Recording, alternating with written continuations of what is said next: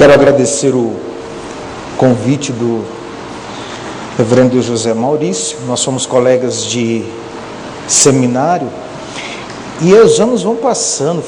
Entramos em 95. Eu era solteiro. Não, 95 você não. Não, eu era casado. Você era solteiro? Eu era solteiro. Formamos em 99. E aí eu já andei um pouquinho, o Zé Maurício continua a vocação de ficar no mesmo lugar. Eu só andei quase 2.000 quilômetros, Cuiabá. Eu acabei de conferir, está 39 graus lá. 39, mas está fresquinho, está tranquilo. Quando você vir marcar 45, 45 graus. Eu nunca tinha visto isso na minha vida, eu não acreditava quando contava. Aí no dia que eu olhei, eu vi lá, e quando o relógio na praça, nas avenidas, né, que pega o movimento do carro, fica mais quente, aí você vê marcar 47 graus. Eu não achou que é 47 graus, Aí a gente vem pra cá, tem que passar frio para poder ficar com... Eu cheguei lá na casa do meu irmão, né, tirei a camisa, fiquei lá passando frio só para matar a saudade de ter um friozinho. Mas Cuiabá é uma cidade bem agradável, você tem que saber conviver, né, com o calor, né, visita 2 horas da tarde você não faz, né, não tem... Se você chegar numa casa 2 horas da tarde, 1h30 para fazer visita, toma bronca, né? Ainda tem alguns bairros que o comércio fecha na hora do almoço. Tem o bairro mesmo, onde a igreja onde eu sou pastor, quando é meio-dia, parece que a cidade deserta. Você anda na rua, farmácia fechada, supermercado fechado, bar fechado, tudo fechado. Tudo fechado, Aí quando é 2 horas da tarde, aí abre novamente, né? Então tem ainda alguns bairros que tem algumas características de cidade de interior. Moto, você vê mulheres sentadas, né, na garupa, de lado. Não sei se acho que 50 anos atrás se via isso em São Paulo, né? A mulher sentada de lado, segurando na cintura a pessoa andando de moto. Ainda se vê ainda um pouco disso lá. Uma coisa que, quando criança, aqui eu não gostava de fazer, minha mãe falava assim, tá sol, leva o guarda-chuva, né? Aí, não, quem usa guarda-chuva sem chuva é mulher, usa sombrinha. Lá você vê o pessoal usando guarda-chuva mesmo, né? Por causa do sol. Além do vocabulário, que tem um vocabulário todo típico lá, né? Quando você quer dizer que uma pessoa ela está enrolando muito, né? Você, com muita frescura, você fala que ela está com moagem. Moagem. Aí eu falei, mas de onde é essa moagem, né? Moagem, aí eu fui pesquisar lá, porque quando moía alguma coisa, né, ficava enrolando. Fulano tá cheio de moagem, né? Fica cheio de enrolação, não chega em lugar nenhum. Isso é moagem, né? O sotaque lá também tem algumas palavras, por exemplo, jeito, eles falam jeito, os cuiabanos bem nativos mesmo, né? Chuva, né? Tem um rio lá, chama-se Cochipó. O pessoal que mora lá na região do Cotipó, né? Tem um sotaque meio carregado lá. O pessoal diz que, porque ela foi uma região composta em torno da mineração. Então, foi muitos portugueses para lá e uma turma que foi para lá, e às vezes foi de uma região de Portugal que tinha um pouco desse sotaque carregado, né? Então, às vezes você vai chegar numa região ribeirinha, né? E você vai escutar mais ou menos assim, tá parecendo que vai chover hoje de noite. E aí você fala, quê, né? Onde que você mora? Eu moro na beira do rio Cotipó. Né? Aí tem a dança do Siriri Cururu, que é uma dança bem regional lá. O pessoal ribeirinho faz parte do patrimônio, que chama patrimônio imaterial. Também a culinária de lá, né, tem rodízio de peixe, né? O rodízio de peixe, aí muito peixe de água doce mesmo. Então tem um dos melhores rodízios lá da cidade. Aí você tem pintado, jacaré. Já comeu jacaré? Já comeu jacaré? Carne boa, muito boa. Carne de jacaré, pirarucu, né? Tem também a matrinchã, né? Tem a peraputanga. Tambaqui não tem. Tem tambaqui, tem pacu, e aí tem a mistura deles também. Piranha. O pessoal que faz caldinho de piranha para tomar quando está no inverno, né? A região bem turística tem Chapada dos Guimarães, onde tem aquela cachoeira que de vez em quando aparecia aí no Globo Repórter, véu de noiva, né? Muito bonito também lá. Chapada dos Guimarães são quase 1.000 metros acima de... Porque Cuiabá é uma panela, né? Onde você olha tem serra, né?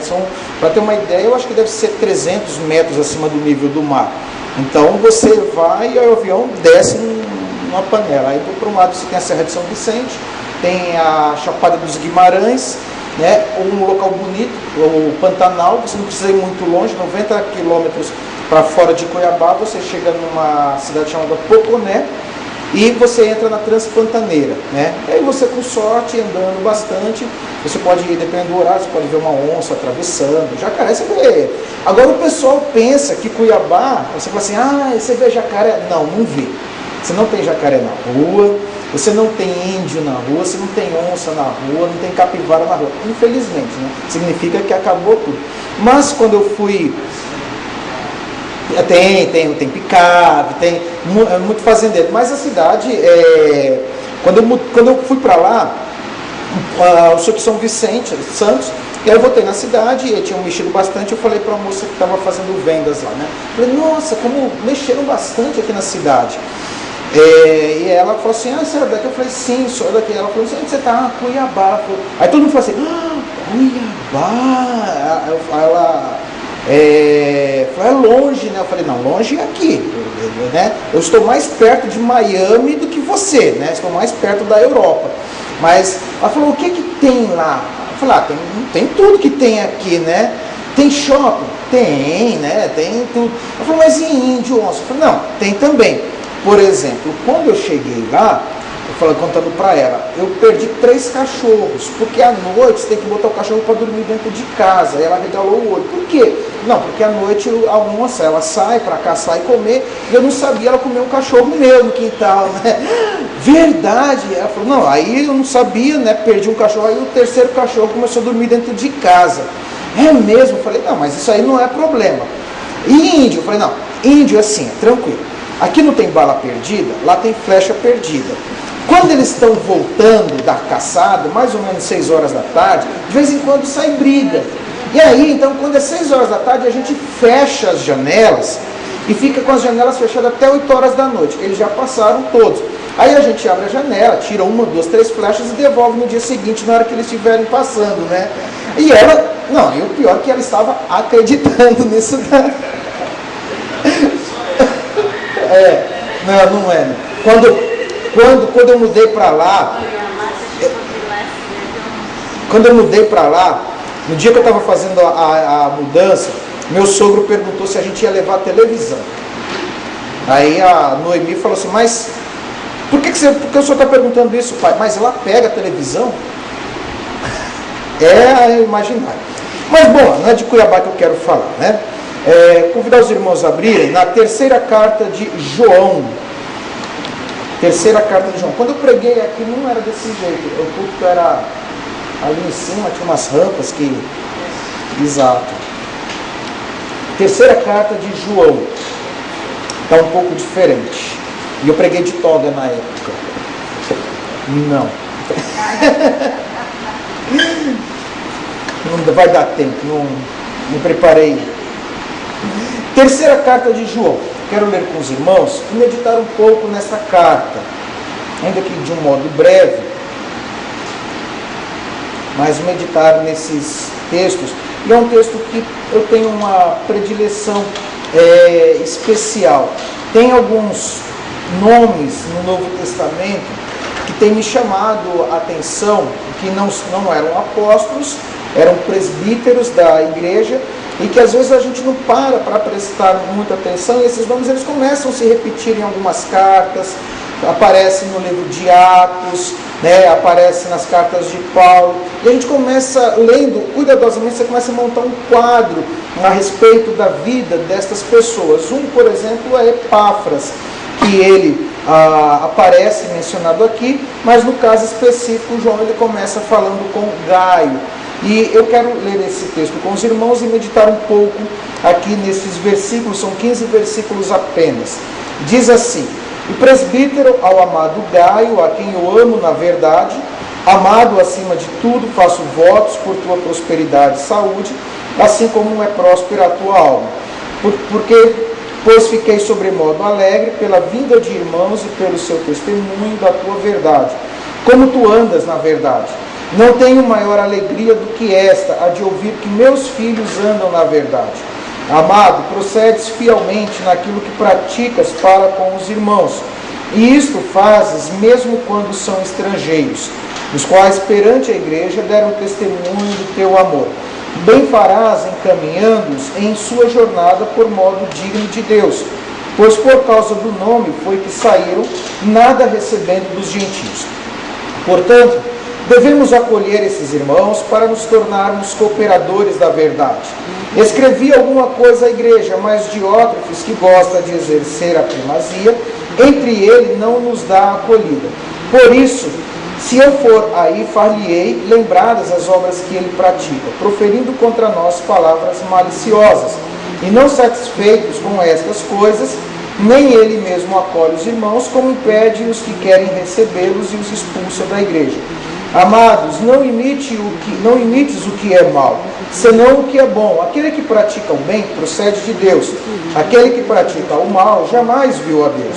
Quanto a Demétrio, todos lhe dão testemunho, até a própria verdade. E nós também damos testemunho. E sabes que o nosso testemunho é verdadeiro.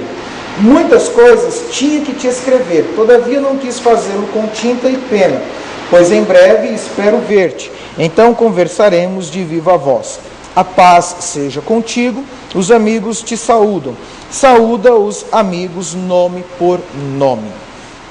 Esse texto bíblico, a gente não vai entrar aqui em discussão de autoria, não aparece no texto o nome de João, mas aparece no título, terceira epístola de João, né? E a igreja cristã, ela tem aceitado e entendido que esta carta foi escrita pelo apóstolo João, que foi o último apóstolo, pelas informações que nós temos, né, a morrer.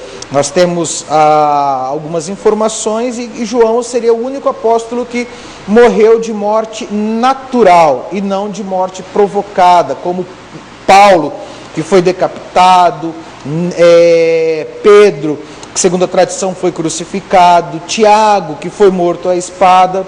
Então, João, provavelmente, o único apóstolo que morreu de morte natural pela sua avançada idade, escreve esta carta, escreve o Evangelho, escreve as suas outras duas cartas, escreve Apocalipse, aí com seus cerca de 90 anos de idade, numa época em que a igreja ela já havia expandido ali pela Palestina, já estava na região da Ásia Menor bem consolidada, já estava representada na Europa, em Roma, a igreja já estava agora na sua segunda, indo para a sua terceira geração de cristãos, já havia uma estrutura, ela já havia alcançado lugares que ela nem sequer imaginava que um dia poderia alcançar. E começa também a surgir problemas que são decorrentes do próprio crescimento da igreja, e nós veremos alguns aqui.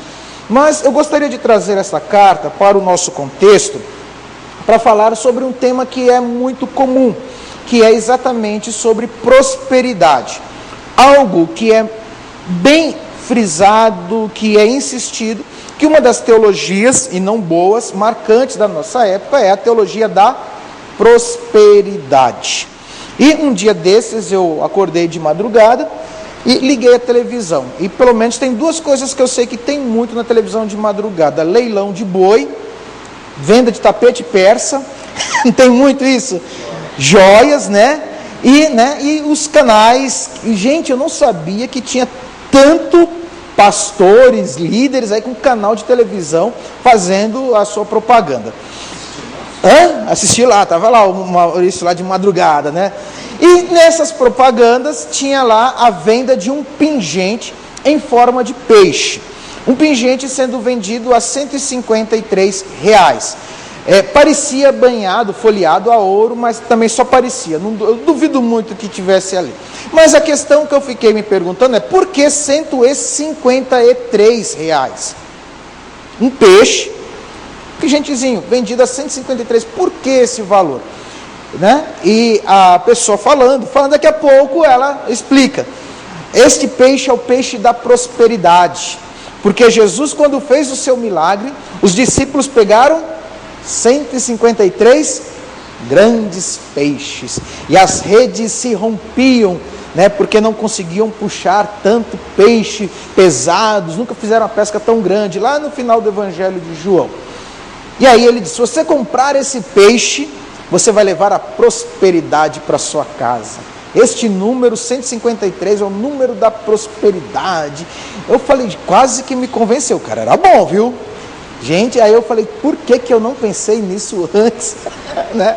Fazer o desafio dos 153, né? Cada irmão. Aí eu falei, e o apelo, e você ia mudando de canal em canal, o apelo é esse, o apelo da prosperidade. É errado nós termos uma condição financeira digna, saúde, nós desejamos isso sim. A Bíblia descreve o novo céu, a nova terra, como um local de abundância, de riqueza. E esse texto começa falando um pouco sobre prosperidade. O presbítero, João se incluindo como presbítero, ao amado Gaio, a quem eu amo na verdade. Amado, acima de tudo, faço votos por tua prosperidade e saúde. Ele está desejando coisas materiais, coisas boas, está desejando saúde, está desejando que ele tenha, né, a sua subsistência, ou que tenha a sua vida bem suprida. Mas interessante que ele faz uma comparação e estabelece um parâmetro para essa prosperidade material. Ele diz: assim como é próspera a tua alma. E aí, quando eu li isto, e essa frase me chamou a atenção, como é próspera a tua alma, eu li várias vezes esta carta, tentando encontrar nelas alguns indicativos do que seria, ou de quem seria Gaio, né? Ou um pouco sobre a personalidade, o jeito de Gaio, que fez com que João, um homem vivido, que viu muitas coisas ao lado do Senhor, que tinha toda uma experiência apostólica, se dirige a Gaio e diz: olha, você é amado e você tem uma alma próspera. Estou parafraseando. E a tua alma é tão próspera que eu queria que você tivesse saúde e prosperidade, riqueza, na mesma intensidade, na mesma proporção da tua alma. E obviamente, fica claro de que a prosperidade de alma, ela é mais importante, né? Ela deve ser buscada em primeiro lugar. E aí eu me perguntei, a partir da leitura desse texto, será que eu tenho uma alma próspera? Será que eu tenho essa alma próspera? O que Gaio tinha, que o próprio João se refere a ele como alguém de uma alma próspera? E nós podemos mencionar aqui algumas características de uma alma próspera, ou porque Gaio era considerado alguém com uma alma próspera. Então vamos ver aí, versículo 3 e 4. Pedir para algum irmão ou irmã ler esses dois versículos, 3 e 4. Alguém, por favor, leia.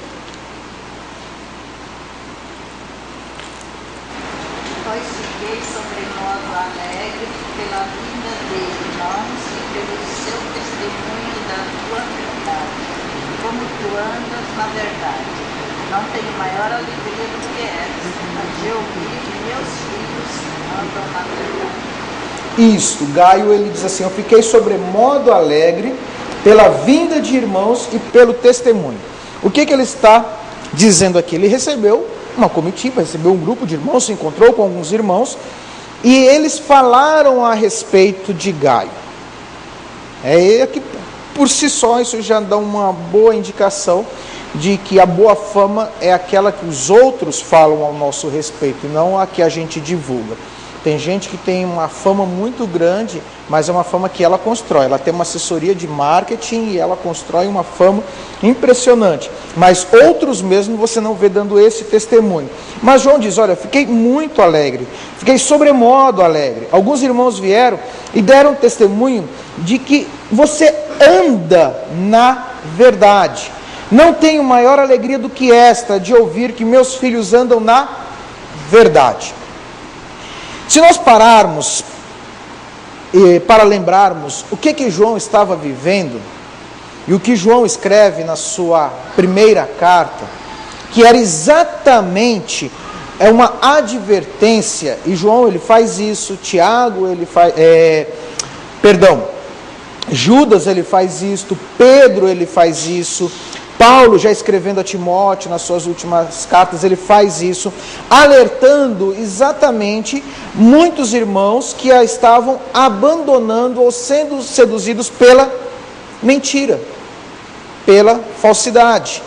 E quando nós olhamos de um modo mais amplo, nós podemos ver a verdade aqui sobre duas perspectivas. A primeira, que é o sentido básico aqui, que está falando exatamente na verdade bíblica. Está falando daquilo que eles receberam dos apóstolos. Pedro, quando escreve a sua segunda carta, no capítulo 3, ele diz assim: esta é a segunda vez que eu escrevo a vocês para vos lembrar. E quando nós olhamos, façam esse exercício, leia as cartas de Pedro e vejam quantas vezes aparece a palavra lembrar. Quero que vocês se lembrem do que foi dito pelos apóstolos e pelos profetas. E aí ele vai falando isso algumas vezes. Eu quero que vocês se lembrem, não se apartem daquilo que vocês receberam, não se apartem daquilo daquilo que foi ouvido e daquilo que foi transmitido. Então a primeira coisa que nós podemos observar é que Gaio foi considerado alguém próspero, porque era alguém que se preocupou em andar na verdade. Por que isto é importante? Sempre existiu e parece que isso está com muita força nos dias de hoje, uma época em que tudo é relativo, né? Quem assiste qualquer programa de auditório, principalmente esses programas, né, de musicais, de vez em quando aparecem algumas frases que eu fico tentando entender o que elas significam. A pessoa canta, aí o jurado lá diz: eu percebi que você colocou a sua verdade na música. Aí eu fico: o que é a sua verdade? Eu quis cantar algo verdadeiro. Aí você fica: gente, mas o que é a sua? Quando a pessoa coloca assim, colocou a sua verdade, né? Ela já particularizou a verdade. A verdade não é algo universal, a verdade é algo particular. Na verdade, não é verdade, é algo que faz um sentido para você. Isso me faz sentido, isso me faz sentido, então isso para mim é o verdadeiro. Mas não é isso que a Bíblia diz. João, ele diz aqui: eu fico feliz de que você anda na verdade. Irmãos, dentro da igreja presbiteriana, e igrejas presbiterianas como estas, que eu sei que existe um zelo doutrinário muito grande por parte do pastor da igreja, existe ensino bíblico, existe instrução, mas não é o que acontece na maioria por aí por fora. Não estou falando de igreja presbiteriana, estou falando de modo geral, de igrejas de modo geral. A coisa ela está de um modo assim absurdo. E você nunca vai dar aquilo que você não tem. Você nunca vai ser próspero se você não se alimentar de riquezas. Você nunca vai ter uma alma próspera se a sua mente não for alimentada corretamente. Você nunca terá uma mente, uma vida próspera se você não tiver algo precioso que preencha o seu ser. Jesus ele conta na parábola, diz que o reino de Deus é aquele homem que vendeu tudo que tinha para adquirir uma pérola de grande valor. Ou seja, nós recebemos um tesouro, a tradição bíblica, profética e apostólica. E nós só seremos prósperos se a nossa alma estiver imbuída da verdade da palavra de Deus. Não é somente em questões doutrinárias, daquilo que eu creio. Nós falamos que a Bíblia é regra de fé e de prática. As duas coisas, nossa regra de fé e prática, aquilo que eu vivo também. Então, o primeiro caminho para nós termos uma prosperidade de alma é sermos alguém que anda na verdade. E aqui, consequentemente, alguém que anda na verdade é alguém que tem uma vida verdadeira, uma vida sincera. É aquela pessoa que aquilo que ela é lá fora, ou aquilo que ela é na igreja, ela é lá fora.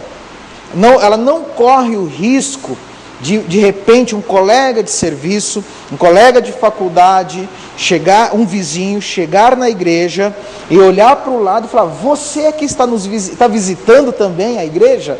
Falou: não, eu sou daqui. Nossa, você é daqui? Puxa, eu não imaginava encontrar você aqui. Já imaginaram uma cena dessa? Eu já vi igrejas grandes, onde pessoas que trabalhavam juntas, eles não sabiam que um outro era crente. E aí, igreja que tinha 2, 3 horários de culto, e por alguma coincidência se encontraram no mesmo culto. Ah, você está visitando? Não, eu sou daqui. Aí você? Não, eu também sou daqui. Um ficou com vergonha do outro, porque os dois eram da mesma igreja, se conheciam lá fora e não se identificavam como cristãos. Aí você se pergunta: são pessoas que andam na verdade? Não são pessoas que andam na verdade. Mas vamos caminhar um pouquinho mais. No versículo 5 e 6 diz: amados, procedes fielmente naquilo que praticas para com os irmãos, e isto fazes mesmo quando são estrangeiros, os quais perante a igreja deram testemunho do teu amor. Bem farás encaminhando-os em sua jornada por modo digno de Deus, pois por causa do nome foi que saíram, nada recebendo dos gentios. Quero chamar a atenção mais uma vez, no versículo 6, João diz que foram outros que falaram isto a respeito de Gaio, não foi Gaio que falou dele. O que falaram a respeito de Gaio? Que Gaio era alguém que praticava o amor, os quais perante a igreja deram testemunho do teu amor. De que modo o amor de Gaio aqui se tornava prático? Podemos resumir numa palavra: hospitalidade. Na época, você não tinha uma junta de missões estrangeiras, uma associação, agência presbiteriana de missões transculturais, junta de missões nacionais. Você não tinha agências missionárias. As pessoas que saíam para pregar, os evangelistas, saíam por conta própria, dependendo do apoio de uma igreja local. Então, suponhamos que algum irmão dessa igreja aqui quisesse ir pregar lá na região do Guaporé, que é uma região a leste de Mato Grosso, né? Ainda são trabalhos incipientes, e não tivéssemos uma agência missionária, e aí a igreja de Vila Formosa falou assim: então é o seguinte, nós vamos fazer aqui fazer um culto, ajuntar umas 3, 4 mulas, colocar o mantimento em cima, a gente faz uma despedida e vocês vão. Tem suficiente até chegar lá. Quando chegar lá, vocês se apresentam, diz que são da igreja aqui, e aí eles também vão receber vocês e depois encaminham vocês até onde vocês têm que ir. Era assim que funcionava, colocando de um modo muito prático. E de mula daqui até lá? O primeiro missionário presbiteriano que chegou em Cuiabá, ele saiu de Ponte Nova, na Bahia, numa tropa, né? E atravessou ali Minas, Goiás, tudo até chegar, foi até a Bolívia e depois voltou para a Bahia, né? E um desses missionários foi o Felipe Landes, que foi professor depois, professor de História no Seminário de Campinas, e tem um livrinho dele, da Casa Editora Presbiteriana, sobre o batismo infantil. Ele que é o fundador da igreja presbiteriana em Cuiabá. E nos dias de João, funcionava desse jeito. Os irmãos saíam e dependiam da hospitalidade, dependia de serem recebidos. E o texto bíblico diz que Gaio era alguém que demonstrava amor para com esses irmãos, mesmo quando eram estrangeiros. Talvez nós não tenhamos a experiência, algum irmão pode ter a experiência de ter vivido numa terra estrangeira. Vivemos uma situação hoje na Europa, né, da quantidade muito grande de imigrantes. Lá em Cuiabá, há pouco tempo atrás, tinha 5.000 haitianos por causa do terremoto, e muitos foram para lá na época da Copa atrás de emprego. E a situação de um estrangeiro numa terra que não é a dele é uma situação muito difícil. Comida, língua, desconfiança, tudo isso. E Gaio era alguém que demonstrou, e diz assim, fazia mesmo quando são estrangeiros, né?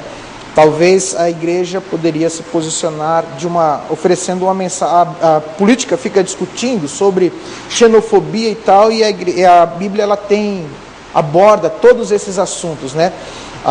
Como que poderíamos trabalhar com isso? E diz que ele recebia esses irmãos, diz assim, farás encaminhando em sua jornada por modo digno de Deus. Ele era alguém que praticava o amor. Ou seja, ele repartia. Uma das grandes características do amor é exatamente repartir. Amor é repartir. Amor é doar. Amor é entrega. E uma alma próspera, ela é exatamente conhecida pela sua capacidade de receber e pela sua capacidade de repartir. Uma das coisas que me chamou a atenção num curso de evangelismo que eu fiz alguns anos atrás, é que se nós evangelizássemos somente as pessoas que vêm à igreja, como visitas, já atingiríamos um público muito grande. E como que você evangeliza alguém que vem à igreja? Não, mas ele escutou a pregação. Provavelmente, a maioria das pessoas que estão vindo à igreja, se for marinheiro de primeira viagem, ele vai entender muito pouco da pregação, dependendo do que estiver sendo pregado. Se estiver numa sequência, de repente ele chega lá, o pastor fala assim, vamos abrir agora em Sofonias. Imagine um visitante, né? Que nunca pegou a Bíblia, crente não está achando Sofonias, você vai querer que visitante... exato. Mas como que você vai evangelizar um visitante na igreja? Comece sendo hospitaleiro. Comece sendo hospitaleiro. Simples. Simplesmente assim. Não, mas o pastor cumprimenta na porta. O pastor cumprimenta 20% da igreja na porta e com a fila atrás ele preocupado que tem que desovar, né? Tem que despachar, né? Comece sendo hospitaleiro mesmo. Irmãos, pense, o que leva uma pessoa a vir uma igreja?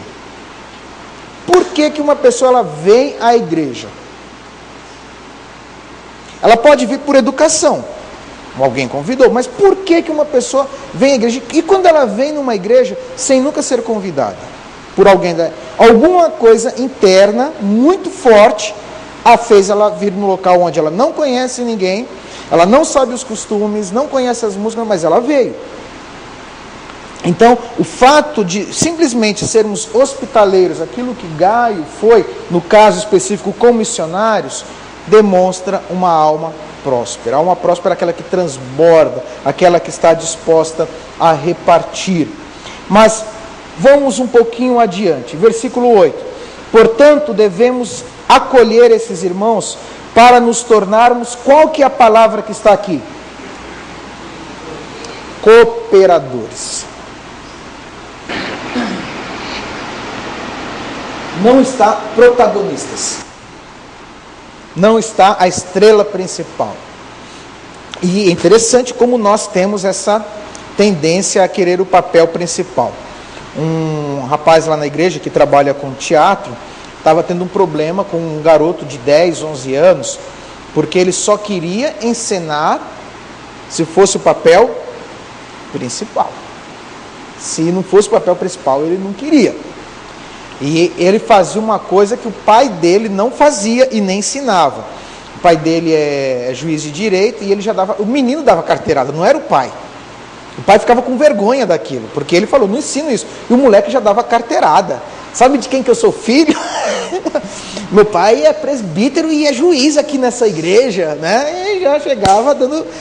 O garoto aprendeu cedo, você sabe com quem você está falando, né? E era difícil, sabe, lidar com isso, a vaidade, né? O ser humano nasce com a vaidade, né? É que nem aquela brincadeira que esses tempos atrás eu ouvi. Maurício, você pode até saber mais de teologia que eu, só que mais humilde que eu você não é, não. Da humildade você não ganha de mim. Exato. E aqui João diz, nos tornarmos cooperadores. Nós precisamos entender que no reino de Deus, o nosso papel é de cooperação. E por privilégio. Sabe mãe, quando está fazendo almoço, e aí ela pega um punhadinho, mais pequenininho de arroz e manda a filha de 3, 4 anos que está ali, filha, escolhe isso daqui. E ainda ela escolhe muito mal escolhido. E a filha fica toda contente que escolheu um pouquinho, depois fala para todo mundo que ajudou a mãe a fazer o almoço. Aliás, ainda fala assim, se não sou eu naquela casa, o almoço não sai. Né? Fez um pouquinho ali. Ou então, filha, vai lá e desliga o fogo. E ela vai lá e desliga o fogo. Fiz o almoço. Né? A mãe deu a oportunidade dela participar um pouco. O Senhor, Ele nos dá a oportunidade de sermos cooperadores. E é algo que nós não podemos esquecer, que cada um de nós é cooperador, ou seja, todos estão operando juntos com o mesmo objetivo. A igreja de Corinto estava tendo este problema, e Paulo é obrigado a dizer, né?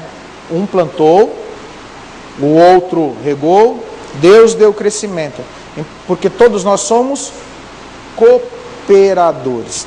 Se Paulo está dizendo que era um cooperador, se João estava dizendo que era um cooperador, eu acho que eu sou menos que um cooperador, né?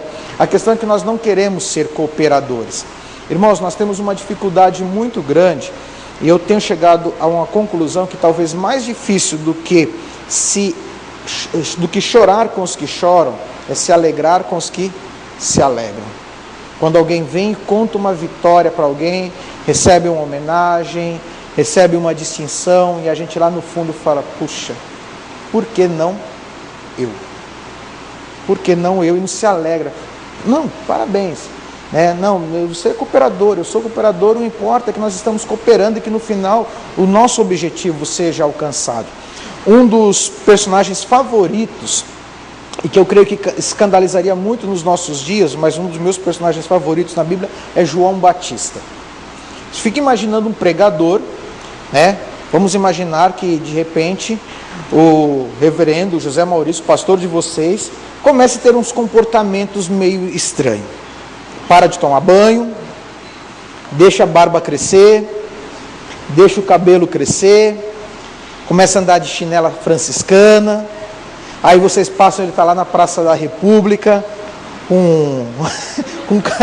gritando, né?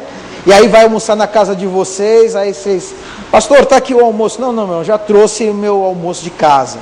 Aí tira um vidro, um tupperware, abre, está cheio de gafanhoto, tira outro, o vidro está cheio de mel, e vai comendo aquilo ali. Né? Só começa a usar roupa de couro, né? Aí fala assim, esse pastor interna, né? Chamaram João de doido. Jesus mesmo fala isso, né? Que chamaram ele de maluco. Mas João Batista estava com alguns dos seus discípulos. Quando passa Jesus, aí ele fala, eis o Cordeiro de Deus. Estava ali Filipe e André. E aí o que eles fazem? Levantam e seguem. Eu fico imaginando que talvez, no texto não diz isso, mas eu fico imaginando que talvez algum dos discípulos, pela resposta de João, em algum momento falou, olá, te deixaram, estão seguindo ele. E aí o que é que João, em um determinado momento, fala a respeito de Jesus? Convém que ele cresça e que eu diminua. O noivo se alegra quando... o amigo do noivo se alegra quando o noivo chega, pega a noiva. A festa é dos dois, não é do amigo. E eu acho isso fantástico, essa postura de João Batista, né? E por isso talvez considerado um dos maiores no reino dos céus, o maior de todos os profetas. Exatamente. né? E falava, não sou digno de desatar a sandália dele. Então, o nosso papel, eu não sou digno de ser cooperador, mas Deus me deu o privilégio de ser um cooperador. Por isso, creio que Gaio era visto como alguém de alma próspera. E por fim, João ele faz aqui uma comparação entre dois indivíduos, Diótrefes e Demétrio. Eu creio que João ele está dando nome aqui do conselho da igreja para a qual ele se dirigia. Gaio, Diótrefes, Demétrio, né? E aí ele diz assim, escrevi alguma coisa à igreja, mas Diótrefes, que gosta de exercer a primazia entre eles, não nos dá acolhida. O oposto de Gaio. Por isso, se eu for aí, far-lhe-ei lembradas as obras que ele pratica, proferindo contra nós palavras maliciosas. E aí fala algumas coisas nada agradáveis a respeito de Diótrefes. Aí no versículo 11 diz assim, amado, não imites o que é mal, senão o que é bom. Aí versículo 12, quanto a Demétrio, todos lhe dão testemunho até a própria verdade, e nós também damos testemunho, e sabes que o nosso testemunho é verdadeiro. O que será que João está aqui aconselhando a Gaio? Imitar aquilo que é bom. Gaio poderia falar assim, bom, eu já sou o cara, né? Vocês viram quem escreveu para mim? Isso aqui foi João que escreveu para mim. E ele está falando que minha alma é próspera. Vocês acham que estão falando com quem? Ele vai dizer assim que queria me ver pessoalmente, vai fazer uma visita. Mas mesmo assim, diz, aprenda a imitar o que é bom. Ou seja, sempre há um espaço para crescer. Sempre há um espaço para crescer e imitar a quem ou o que é bom. Ou seja, alguém próspero de alma é aquele que imita o que é bom e que está disposto a crescer. Está disposto a aprender com aquele que tem a ensinar alguma coisa. E ele diz, olha, Demétrio, todos dão testemunho, imite o que é bom, imite ele. Talvez João não falaria isso para Gaio com tanta fluência se ele tivesse essa resistência. E uma das coisas, eu me lembro muito, no seminário, acho que era o Hermes que falava, né, que citava, acho que Agostinho, a ignorância atrevida, né, exato, alguma coisa assim. Eu li isso antes de a ignorância atrevida, ou seja, muitas vezes, aquele que diz que sabe tudo é o que não sabe nada. E às vezes a pessoa que está disposta a aprender, ela já sabe até mais do que os outros, mas é exatamente por ela saber que ela descobre que ela tem muito para aprender, tem muito para imitar. Insisto, nós temos muita dificuldade, às vezes, em ver as boas coisas nos outros. Nós geralmente olhamos apenas uma mácula. O meu pastor, lá em São Vicente, falecido já, ele uma vez chegou no culto, pegou uma folha em branco e fez um pontinho bem pequeno na folha. E aí mostrou, o que vocês estão vendo? E aí todos, estamos vendo um pontinho no meio da folha. Aí ele falou, pois é, nós sempre olhamos esse pontinho, mas o todo em volta branco, a gente não olha, mas repara um pontinho. Aquele pontinho a gente repara. O volta a gente não repara.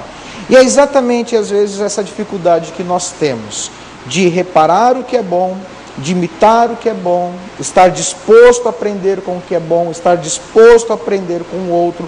Aquilo que a gente fala tanto, né, ser ensinável, ser pessoas que ouvem e procuram aprender, né? Todos terão alguma coisa a nos ensinar, sempre haverá alguém para nos ensinar, sempre podemos crescer. Então uma alma próspera é aquela que está disposta a imitar aquilo que é bom. Ou seja, uma alma próspera vive na verdade, uma alma próspera demonstra amor para com os irmãos, é cooperador da verdade e sabe imitar o que é bom. Creio que Gaio apresentava estas características Tanto que João diz, olha, se você tiver bens e saúde do jeito que você tem uma alma próspera, você está muito bem de vida. E aí ele encerra, né? Muitas coisas tinha que te escrever, todavia não quis fazê-lo com tinta e pena, pois em breve espero ver-te. Então conversaremos de viva voz. Você já imaginou um apóstolo, quase 90 anos de idade, que esteve no Monte da Transfiguração, viu Jesus ressurreto, cuidou da mãe de Jesus, foi pastor em Éfeso, estava no Pentecoste, se dirigia a você e falou assim, rapaz, eu não quero te escrever não, eu quero fazer uma visita para você, eu quero conversar contigo.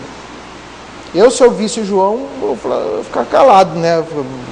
Fala, não, eu falo nada, vai que eu falo alguma coisa errada, né? Então, mas João fala assim, olha, eu quero te ver, eu quero conversar contigo. Então imagine que Gaio fosse uma pessoa daquelas que de algum modo fosse contagiante espiritualmente falando, alguém que transmitisse realmente uma alma próspera. Alguém de alma próspera, as pessoas gostam de ficar perto dela. Você tem alma próspera, é só começar a ver se as pessoas, por que as pessoas estão se aproximando de você. Eu tive essa experiência uma vez com um irmão. Ele esteve na igreja fazendo divulgação da APMT, e sem formação teológica, um homem simples, e eu pedi que ele fosse à igreja para fazer a divulgação, e antes de subirmos para o culto, eu falei, vamos orar, irmão. O senhor ora? Um senhor já de idade, né, simples.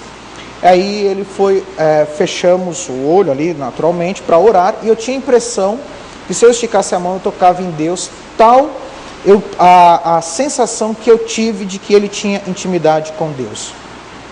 Essa foi a sensação que eu tive, né? E eu falo assim, eu acho que Gaio era dessas pessoas que tinha uma alma tão próspera, né, que podia transbordar isso na vida dos irmãos. Então, irmãos, antes de comprarmos um pingente para termos abundância e fartura em casa, né, vamos ter uma campanha de alma próspera, prosperidade de alma. Com certeza é muito mais difícil do que a prosperidade material, tá? Mas Deus nos abençoe. Pastor, muito obrigado pela oportunidade, o pessoal tão atento, tão prestativo. Fico muito feliz de estar aqui, né, em São Paulo novamente. Deus abençoe. Obrigado, Sérgio. Irmãos, olha que interessante, né? Falando de alma próspera, e nesse contexto de prosperidade, e Paulo deseja que este homem de bem fosse próspero. Quer dizer, não há nenhuma malignidade em ser uma pessoa próspera, mas é que a prosperidade tem que ser uma continuidade daquilo que somos, né? Muito interessante. Deus nos ajude a ter essa percepção de vida, de buscar qualidades que nos tornem pessoas mais profundas. Acredito que seja uma coisa que falta mesmo para nós, Sérgio. Nós nos contentamos com superficialidades. Então, nós vivemos na época do Facebook, em que a gente se autopropaga, né? A gente gosta de mostrar o quanto somos capazes de algo, quando podemos simplesmente viver de uma forma que outras pessoas deem testemunhos a respeito de nós. Vou dar um testemunho sobre a vida de um homem.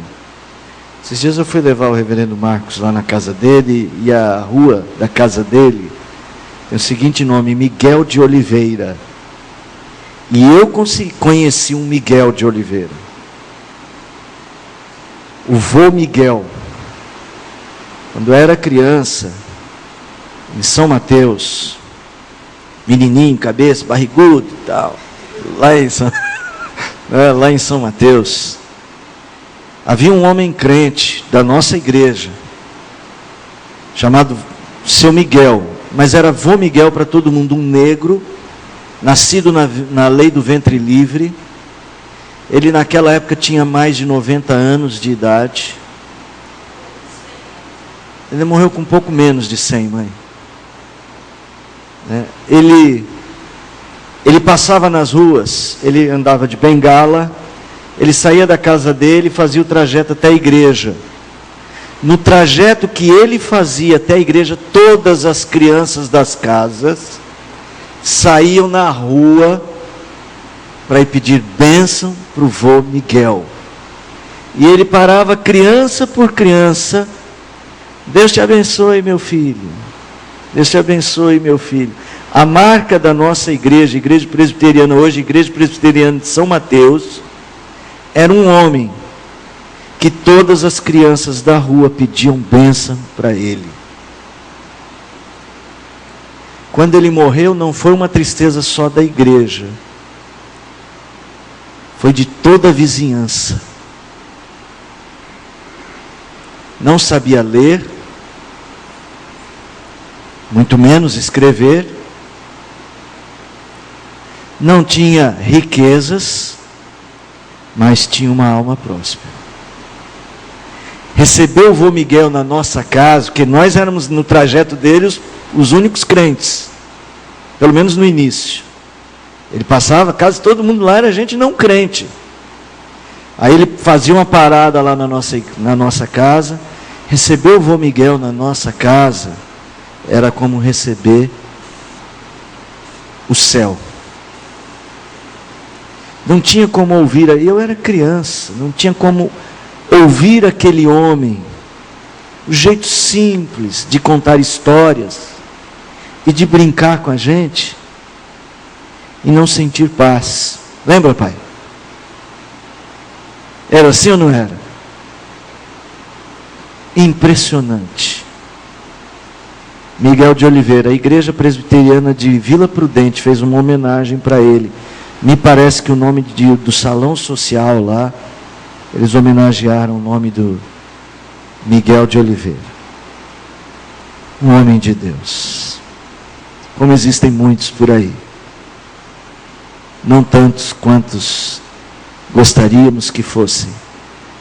Mas pode ser que nós, vocês mulheres, moças, jovens, os jovens aqui, consigam ter um encontro tão profundo com Deus, a ponto de terem uma vida assim tão transformada. Recebeu uma carta do apóstolo João. Quem sabe recebeu uma carta do reverendo Sérgio?